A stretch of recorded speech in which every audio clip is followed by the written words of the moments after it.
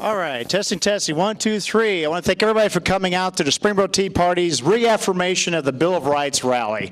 This has been in planning for a little while, and we've been putting a lot of time and effort into it, and every last penny we could to try to get this bad boy to happen. So if anybody has good favor with the man upstairs, say a little prayer, and hopefully we have clear skies throughout the whole event. Okay, real quick, we've got Mary Sue Gmeiner coming up, and then I'm going to have Eric Lamont Gregory. I'm looking forward to his comments today.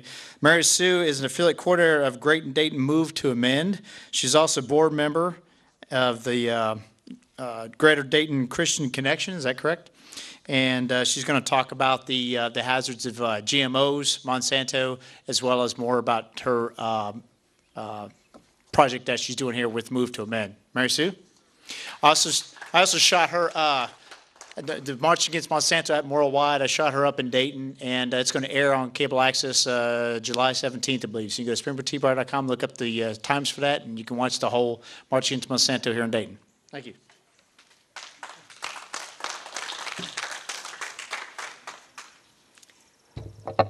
Thank you.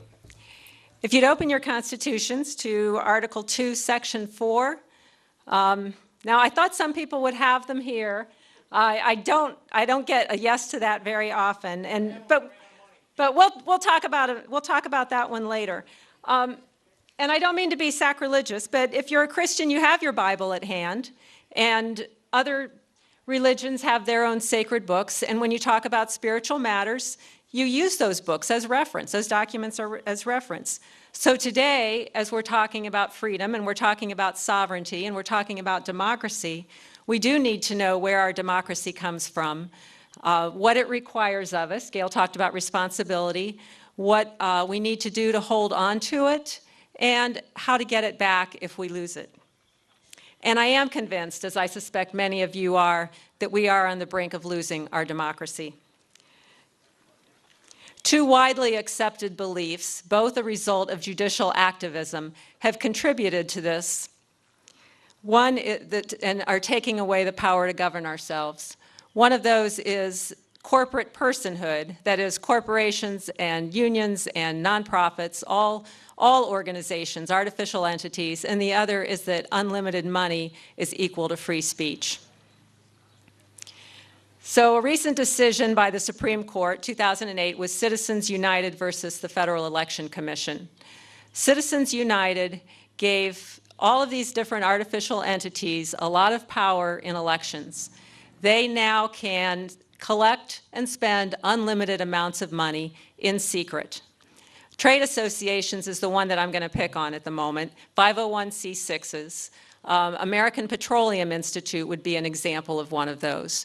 So the American Petroleum Institute can accept money, including foreign money.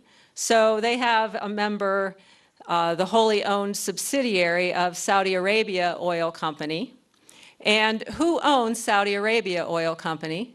The government of Saudi Arabia. So that government can funnel money very easily into our elections by, in secret, giving that money to the American Petroleum Institute. The Institute then is able to, as I said, collect all this money in secret. They can run ads, not just issue ads. They can run an ad for or against any candidate, and they can run an ad up until the day of the election, and they can lie.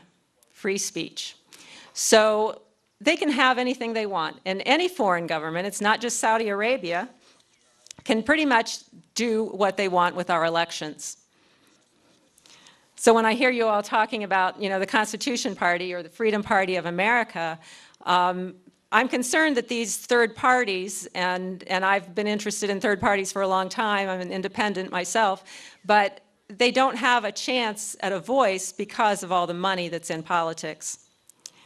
Citizens United is actually contrary to the Constitution as well, to Article 1, Section 4, which gives the states the power to monitor and set legislation for elections and gives Congress additional oversight in elections.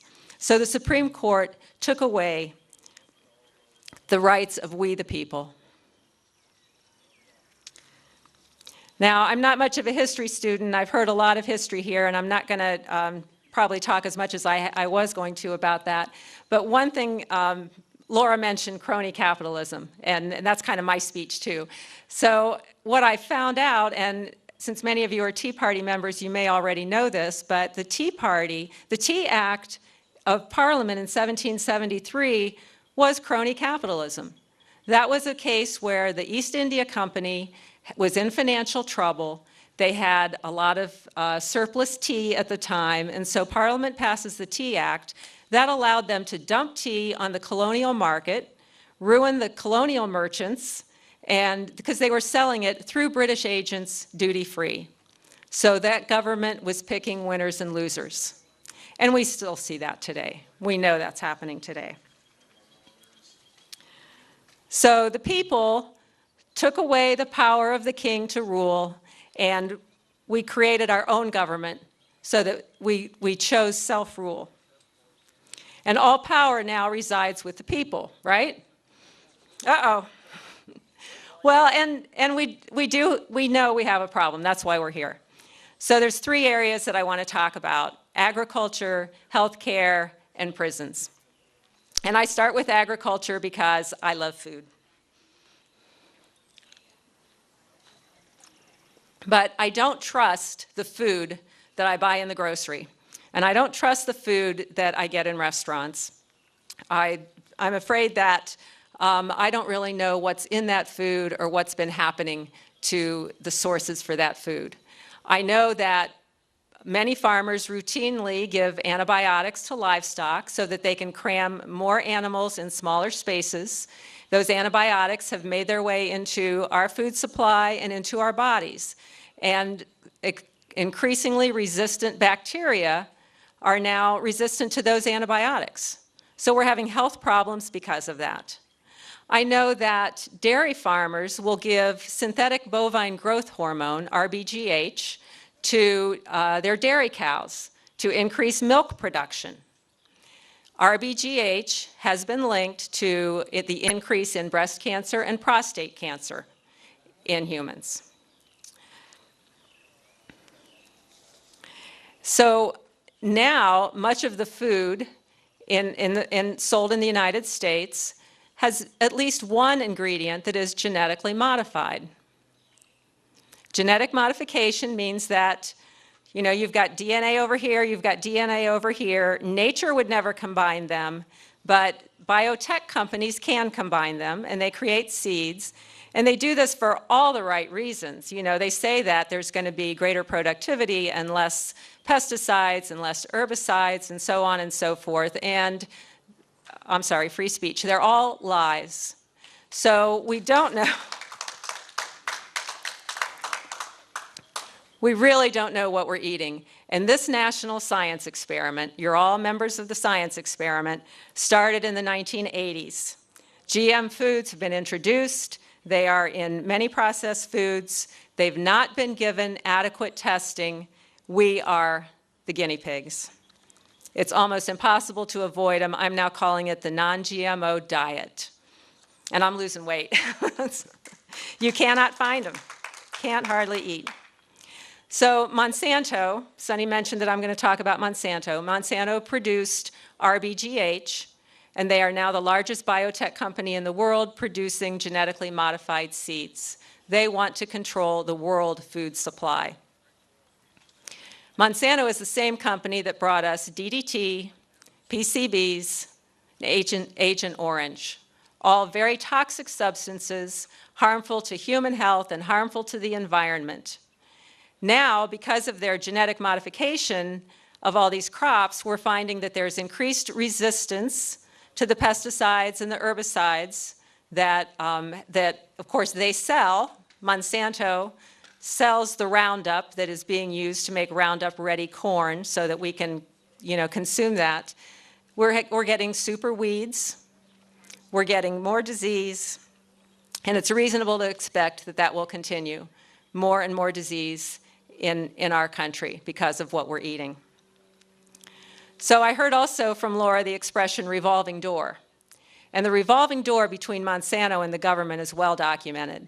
The Organic Consumers Association found, they just list 15 people who had high positions in Monsanto and high positions in the government going back and forth. One of them, while working for Monsanto, wrote the report that said that RBGH milk is safe. Then she got a job with the FDA and approved her own report. Yeah. Later, the decision not to require labeling of RBGH came from Michael Taylor, who was a vice president of development policy for Monsanto and then became deputy commissioner of the FDA. So that's agriculture. And now what we see what agriculture is doing to us. We need to take a look at healthcare. It's making us sick.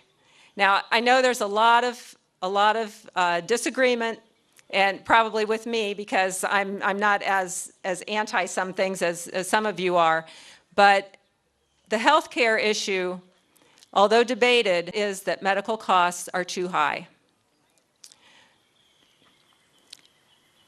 The 11 largest global drug companies made $85 billion in profits last year, over $700 billion in the last 10 years. And some of those of us who are paying that bill are the taxpayers, because Medicare pays for 1 in 4 prescriptions in this country, 1 in 4. And legislation was passed so that, and I'm sure the pharmaceutical companies loved it, so that Medicare cannot negotiate better prices. That is the killer. They cannot negotiate prices. Now, the VA can. The Veterans Administration has negotiated better prices. They can be solvent. They can take care of our veterans. They have enough money, but they've been given that ability. Not being able to negotiate a price is not free market economy.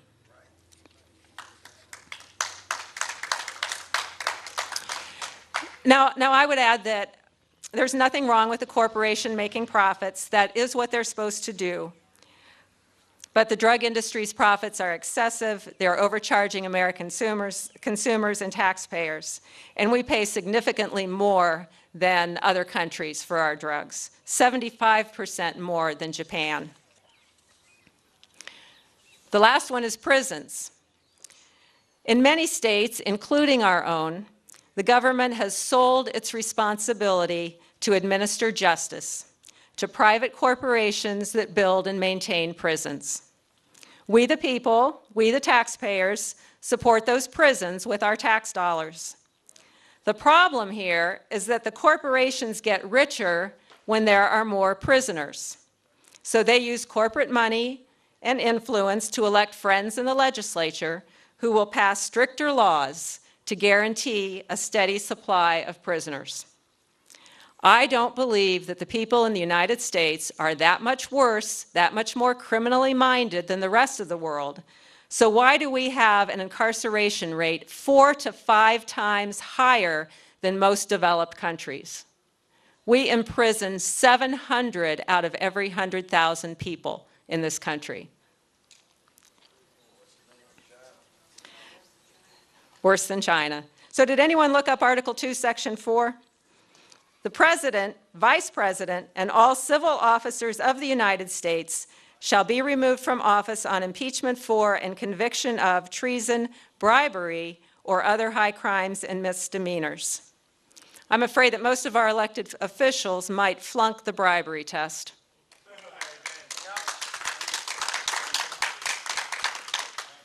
Teddy Roosevelt called it the unholy alliance between corrupt business and corrupt politics. And this is not usually the obvious bribery of cash in the freezer, although we know that happens. This is the bribery of the threat of big money being used to lie about candidates, so those candidates will be afraid to vote against the big money interests. So how did all this come about? For the past 127 years, corporations have been relying on court decisions to claim rights of personhood within the U.S. Constitution. We know corporations are not persons, but decision after decision has given them those rights. Monsanto has cited the U.S. Constitution in countless lawsuits to force unlabeled, genetically engineered, and chemically injected foods onto the public. In Vermont, Monsanto argued free speech to prevent the state from requiring labeling on dairy products containing bovine growth hormones. They continue to use the First Amendment right of free speech to claim that they do not need to label food as genetically modified. They use their power, the money equals speech First Amendment rights, to pour large sums of money into candidates who will support their own best interests.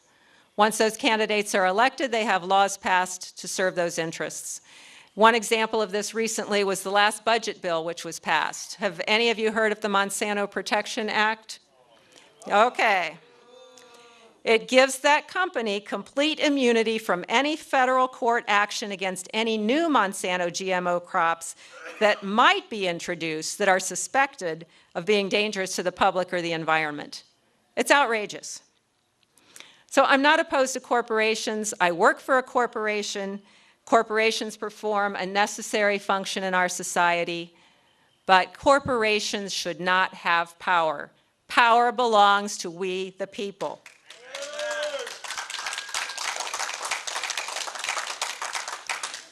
Corporate personhood threatens every aspect of our society and can only be stopped by a sustained level of effort across the country. In 1773, we the people put aside differences and fought together for self-governance. We the people, all of us, created the government. Government is subject to us. We are not supposed to be subject to the government. So we can go back to the Declaration of Independence. I'm not going to read it again. We've heard it a couple times. But we know that the government was given the power by we the people to make sure that all people are treated equally and that their rights are protected. And Thomas Jefferson, as was quoted, whenever any form of government becomes destructive of these ends, it is the right of the people to alter or abolish it. So, I am here today to ask your support for an amendment to the Constitution that declares that corporations are not persons and that money does not equal speech. Now, why do we need a constitutional amendment? This is a long-term solution to fully restore individuals' rights, to assert once and for all that democracy is for people, not corporations, not unions, not nonprofits, not trade associations, not social welfare organizations, people. Now, there's a sometimes lively, sometimes more hostile give and take in our society around a lot of issues. I think we can get into some pretty heated arguments. I know I have. But I was struck recently by this quote from Noam Chomsky.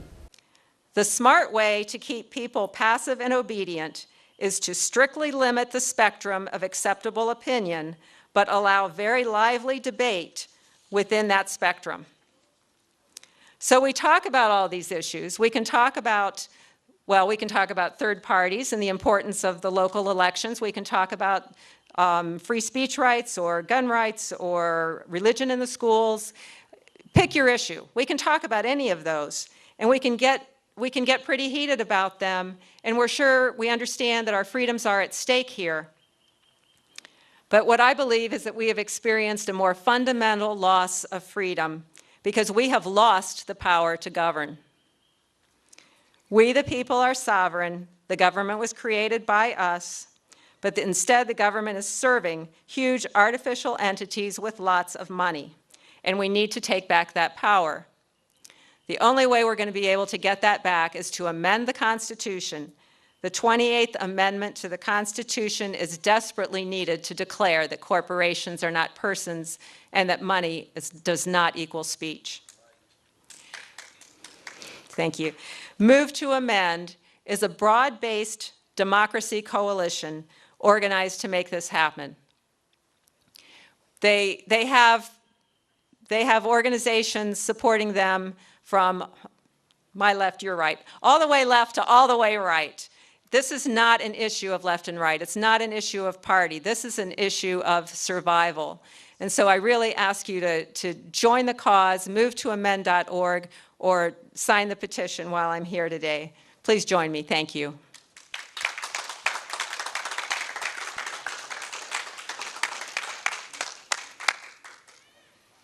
Thank you, Mary Sue. Like I said, I recorded her at the March Against Monsanto march up in Dayton at the end of May, and I really enjoyed her comments. Matter of fact, again, when I was editing the video, I could really absorb it all, and I was just like, wow, she has some really great talking points. Pro and con on both of that issue, real quick, before I bring up Eric, is just from my general perspective, I see with wanting to have a 28th Amendment for the abolition of corporate personhood is a great poster child of the left. A great poster child of the right is a balanced budget amendment that they keep on trying to propose. The problem with both of these issues is that it will cause a Constitution Convention. The reason why we don't want a Constitution Convention is because people such as George Soros would come in flush with cash and lobbyists and taint that entire process when the Constitution is at its most vulnerable. Now, if we follow the Constitution to the letter, we wouldn't have to worry about any more Constitution amendments because the Constitution is very precise. There are things that the federal government cannot do. And we need to start looking at some of the laws that Congress has passed and find out which ones are constitutional and which ones aren't. And I guarantee you half the crap that they've either proposed or have already passed would be abolished immediately because they're not constitutional, period.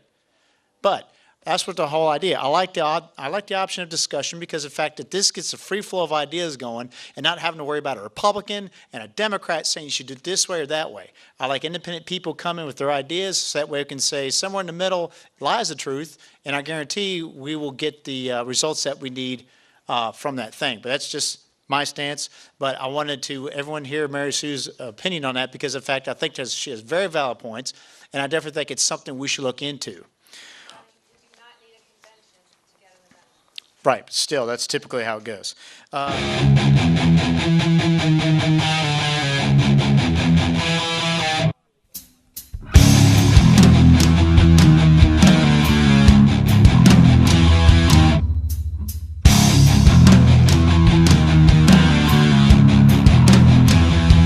Give me shelter, don't leave me behind. It's your last life, don't leave me behind.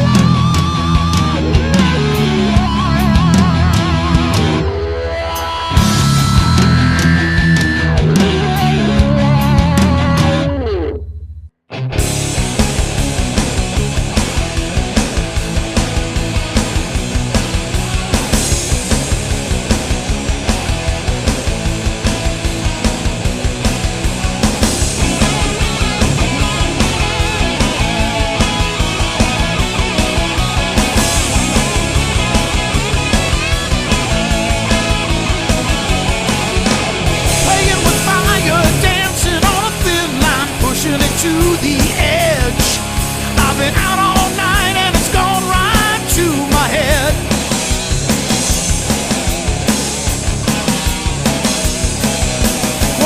Miles an hour and not slowing down. I got the pedal pressed to the floor.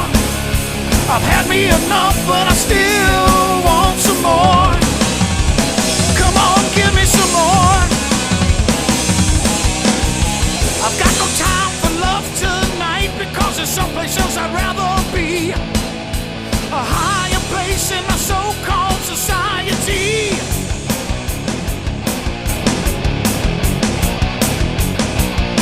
There's red lights in my rearview mirror and another bridge is burning. There's no turning back, I've reached the point of no return. I've reached the point of no return.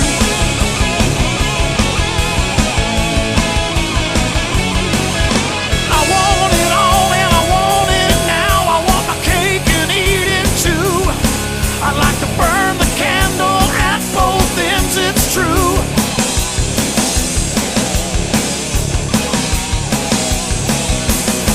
When will it stop? Well, nobody knows. I'm trying to go as fast as I can. There's no end in sight and I wanna do it all again. Come on, let's do it again. Stuck here in no man's land, headed out to parts unknown. I've been under the radar, but now my cover's blown.